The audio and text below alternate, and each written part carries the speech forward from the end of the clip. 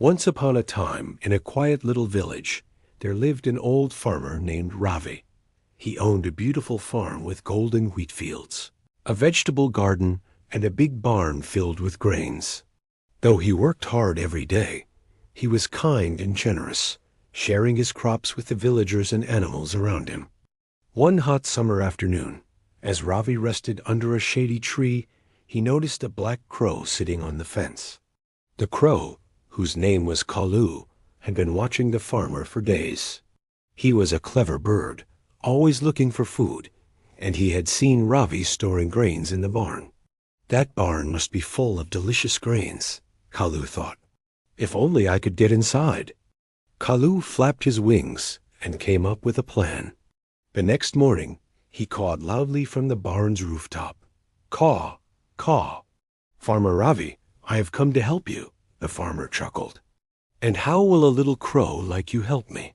I can guard your fields from other birds and tell you when strangers come. Kaalu said proudly. Ravi smiled. He knew crows were intelligent, and he liked the bird's spirit. All right, Kaalu, if you truly help, I will give you some grains every evening. Kaalu kept his promise. Every morning, he flew high above the fields, scaring away birds that tried to steal the wheat. He cawed loudly whenever someone approached the farm. One day, Kaalu noticed something unusual. A group of men was lurking near the barn at night. They whispered to each other, looking at Ravi's grain storage. Kaalu sensed trouble.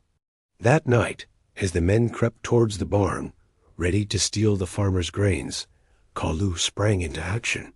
He flapped his wings, screeched loudly, and knocked down a few pots to make noise. Caw, caw, wake up, he shouted. Hearing the commotion, Ravi and his dog ran out with lanterns. Seeing them, the thieves panicked and ran away.